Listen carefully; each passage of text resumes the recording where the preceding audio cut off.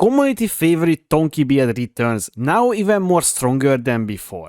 I was working on this in the last few days and this is not all final form. What's up guys, Pidget here. This league we got many new things to this build and it would be a shame if I'm missing out this opportunity. Smite is a very strong skill this league, because it can double hit the target just like Lightning Strike last league.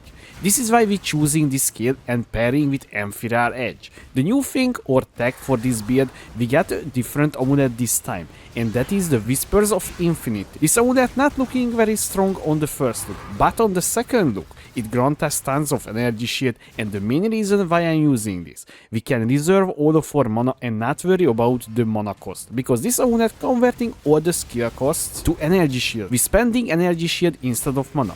With this, we can squeeze in another aura. This is why we have only 5 mana, yet we can attack or use our skills freely. The other new thing to this build is the Mercenaries. The build is heavily using Mercenary. This is the key for more damage.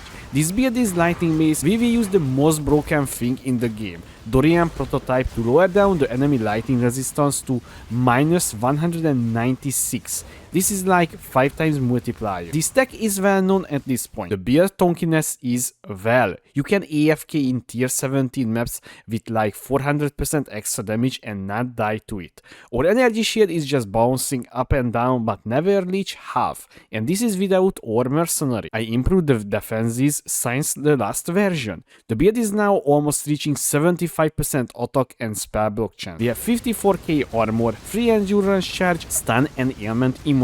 When you block, you gain back 1k energy shield. Effectively, you can die on maps. The damage is acceptable, but once again, I will get more damage in the final form. You can see here we can kill tier 17 bosses with ease, just takes a little time. Also, I need to practice a little bit more how much distance I need to keep from the boss for the double hit from the smite. I just want to go quickly on the key component for this build, because right now I'm still working on the POB, you know, the crafting section, the leveling section and so on, just as always. Amphiral Edge with Resolute Technique Corruption, this is absolutely no-brainer because it eliminates the accuracy rating need for the build, so you can easily get 100% hit chance because Resolute Technique does that, and you don't need to spend any point on accuracy rating or whatsoever. And the other key component is the Aegis Aurora Shield. This is why we can just AFK in the map. Whispers of Infinity unique amulet, because this is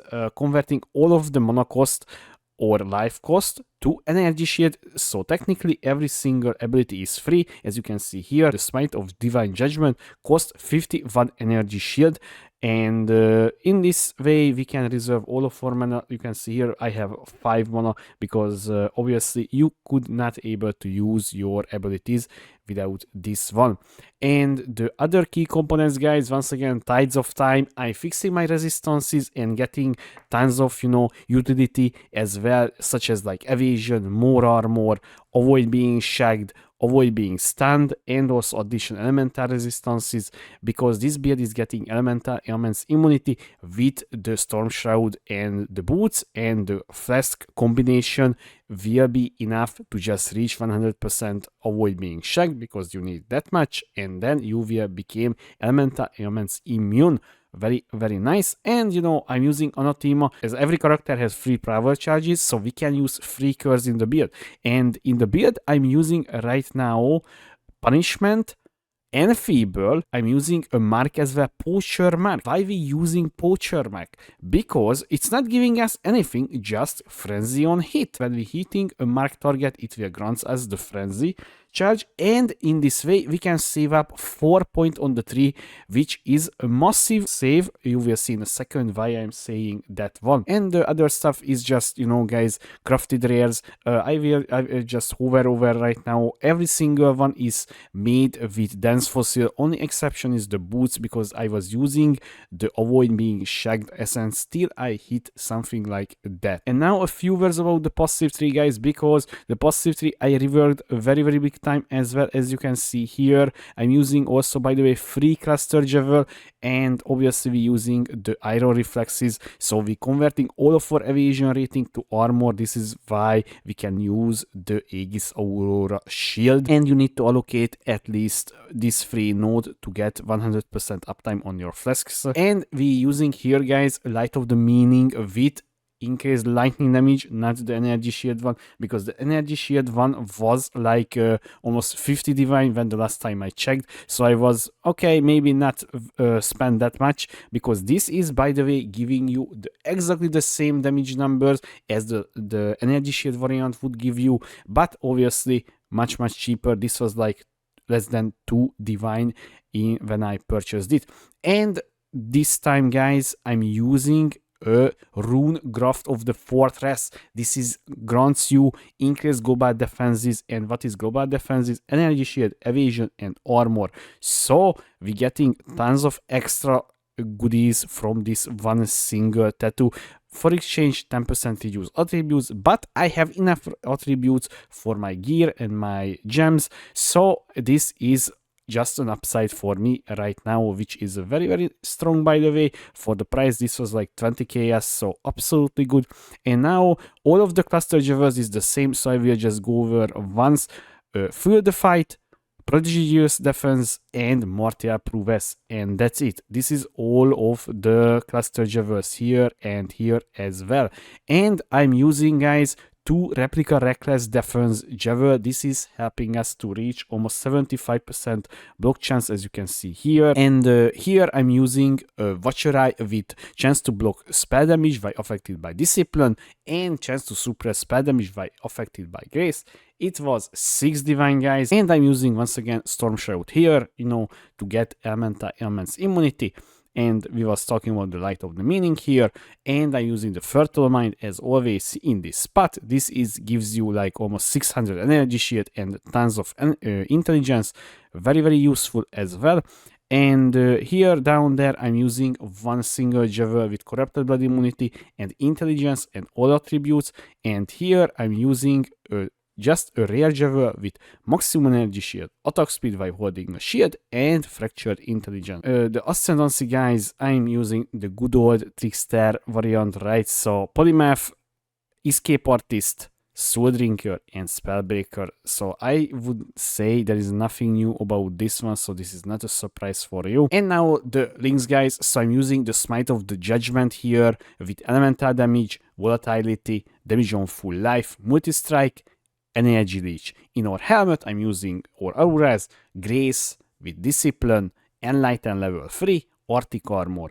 In our gloves, volatility support, auto exertion, Blade Fury, and General's Cry. In our boots, Enfeeble, Arcanist Brand, Desecrate, and Punishment. So now you would ask why we using Desecrate here. Now, on the signal target, so we was talking about the General's Cry.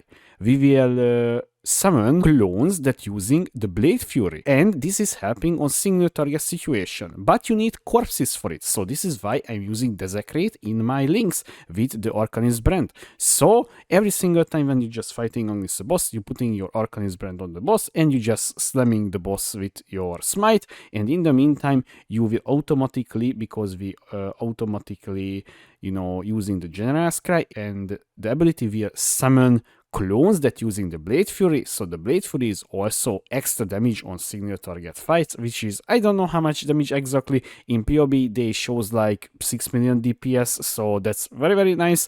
Just literally a 4 link, right? So that is absolutely good. In the shield I'm using Blood and Sand, Tempest Shield, and Leap Slam. This is our movement skill, and I'm using Poacher Mark with Mark on Hit. We're just only using the Poacher Mark because we want the Frenzy Charge generation from it.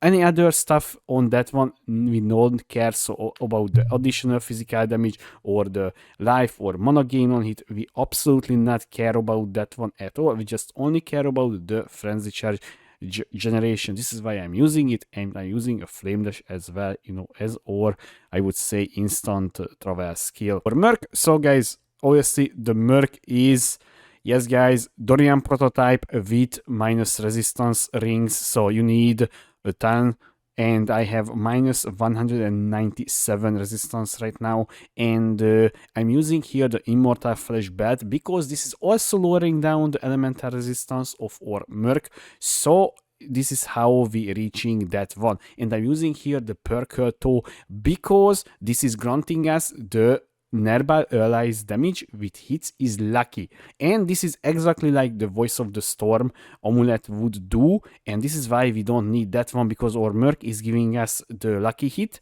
because this beard has tons of lightning damage range, as you can see here. I'm using here a Shaper helmet with nearby enemies take 6% increased elemental damage.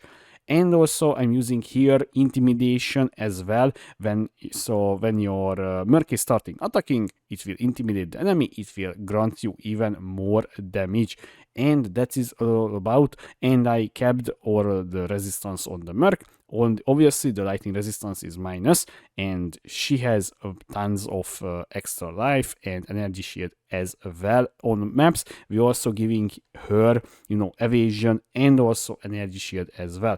And I can tell you guys, my Merc exactly died one time since I started using her. Literally, I'm right now 96, as you can see here. So guys, Trickster is back. I don't know why people was disappointed with the changes with lightning strike to it and so on nerf on Trickster. I was literally told on the patch note release our Trickster is more than fine, but so I knew it will be broken, guys. So this is why I was started saving up for the Amphiral Edge, Aegisaura combo, the new amulet, because I also knew the amulet will be very nice. And also when I saw the this rune graft, I would be immediately say, okay, this is for Trickster. Absolutely. Just how this is even in the game, by the way. I'm not understanding, especially like 20k as price tag.